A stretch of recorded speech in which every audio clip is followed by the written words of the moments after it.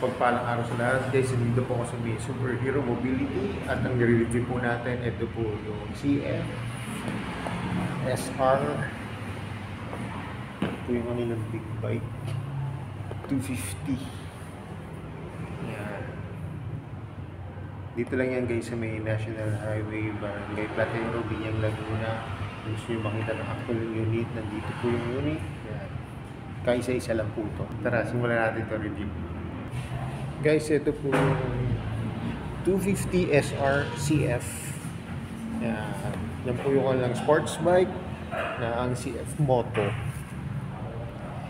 250cc po ito. Ganda. Okay, kita nyo naman yung combination ng kulay niya. Upper white, glossy na black. Tapos ito po yung blue to eh. Blue po siya. Yung carbon dito. Simulan po natin yung review. Simulan natin sa gulong. Ang tatak ng gulong nito ay Helios. Tubeless na to. Ang sukat po nito ay 110/70. Yan, 17 po. Mag siya. Ito yung ganda ng design ng mags ito. Ano siya? Matte black. ABS na siya.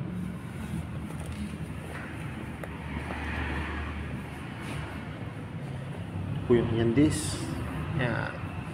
Tapos may nakalagay po dito na CF light. May reflector po dito.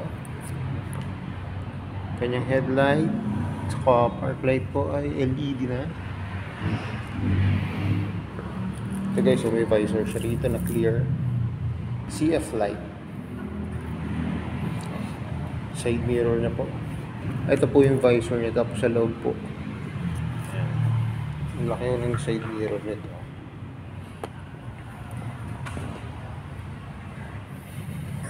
Yung likod na gulong naman po niya ay 140/60. 17 din po ang sukat. Disc brake na siya. Tsaka guys, kagandahan nito, harap sa kalikod niya ABS na po. Monoshock niya, kulay white. Yun o. Ito yung kanyang lagay ng plaka. May reflector po dito. Ito po yung magkabila yung signal light. Flexible naman po. Saka LED na siya. Tail light, LED rin. Ito yung kanyang upuan. Ito po yung sa kanyang back ride. Ito naman po yung sa driver. Baka nakakasan. Ito po yung kanyang brake pedal.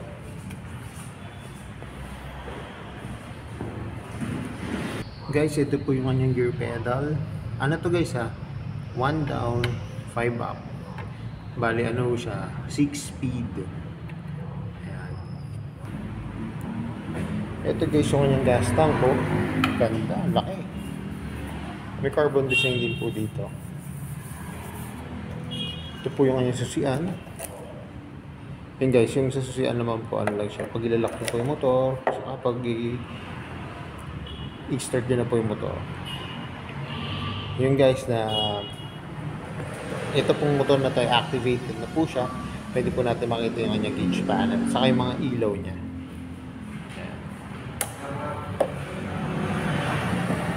Guys, makikita nyo sa kanyang gauge panel, digital na siya. Yung RPM po to. Yung RPM, bilis nyo po, yung oras, tapos yung kilometers na tinakbo. Sa fuel, yan, makita ito po yung ABS niya. Saka guys, ito naman po yung sa kanyang manubela. Kita nyo guys, so LED na yan na white. Ito po, meron po siya dito passing light.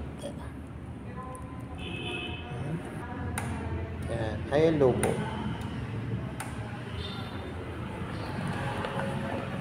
So guys, ito po yung function ng kanyang manubela. Ayan. Ito po yung kanina, yung sa passing light. High and low, ito po yung mode kung papalitan po kayo sa inyong gauge panel. Busina, signal. Ayan, pakita ko po yung signal light niya. Medyo sa likod.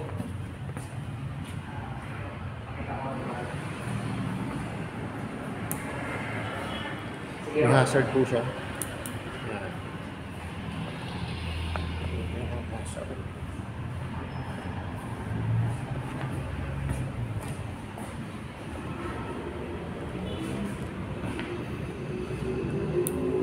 So guys, ito, i-start natin siya para mapakinggan yung connector niya pag i-start. Ito lang po yung start niya, hindi po siya push button. Para po siya yung sa mga kill switch. Yan, nandito na rin po siya. Ano niya. Switch niya sa kill switch niya. Tapos pag i-on nyo po yung motor yan. Okay.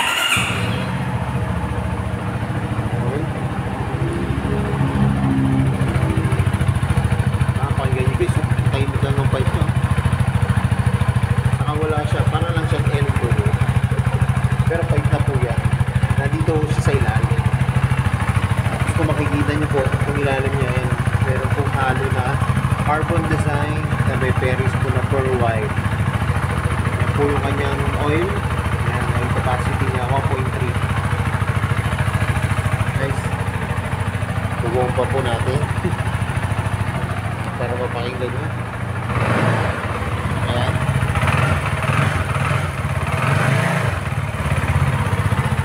Guys, ang tahimik, oh. Yan lang po yung tulog niya.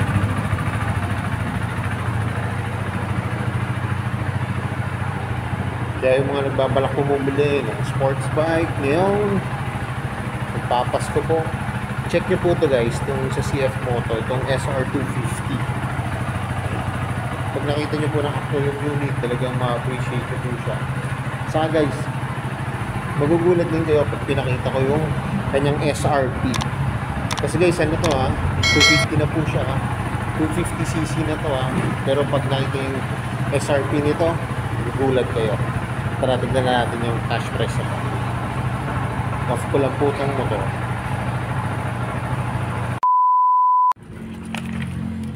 Guys, ito pong 250 SR Lite. Ito po yung kanyang SRP 130,900. Ito po yung kanyang down payment. Yan o. 15,200. Yan po yung kanyang down. Pag kukunin nyo naman po siya ng 1 year, ang babayaran nyo po ay 9,798 pesos. Pag 24 months or 2 years, 5,869 pesos. Pag 3 years or 36 months, 4,622 pesos. Saka guys, meron siyang kunyari gusto nyo 15%, 20%, 30%, iba po. Pag 20% naman po, ito po yung magiging niya, 1 year niya po, 9,219 pesos. Pag 24 months, 5,472 pesos. Pag 36 months, 4,292 pesos. Pag ito naman pong 30% ang gusto nyo bayaran, ito po yung babayaran nyo, 30,300 pesos. Ito na lang po yung magiging 1 year nyo, 8,095 pesos. 2 years or 24 months, 4,815 pesos. 36 months or 3 years, 3,782 pesos. Yan guys, kaya kung naghahanap po kayo ng sports bike na 250cc at di pa po kayo makapag-decide, tsaka yung sa budget nyo po, yan, check nyo po itong 250 SR CF Lite. Yan. Ngayon po ang kulay na available nila rito, ito po, yung blue pearl white na may carbon design. Halo po siya eh. Yan. O kaya naghahanap po kayo ng ibang mas mataas na CC. Ito po, meron sila dito yung 400 SR. Yan po, pearl white naman po yung available nila rito.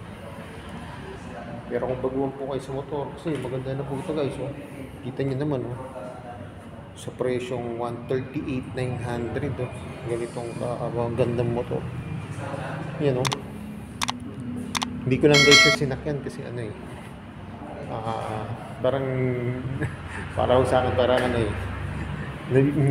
hindi naman nung siya mabigat, pero hindi lang po kasi may sumakay masyado po sa sports bike na ganito. Ayan. Pero parang sa akin yung mga nakakagamit na po ng ganitong sports bike, okay na to. Saka kung ang height niya po ay mga 5'7" pataas, nako, saktong-sakto na po to Kasi nung tinatry ko po siya kanina, parang titest ko siya para mataas po siya. Eh baka pag lumakdaw ako, sumabit yung aking tuhod dito. Yan guys. Pero para sa akin, kung baguhan ka sa sports bike at gusto mo, pwede nyo po itong ano. Kasi yun nga po, hindi siya gaano mahal. Saka yung forma naman po, napakaganda po. Yan, hindi po tinipid.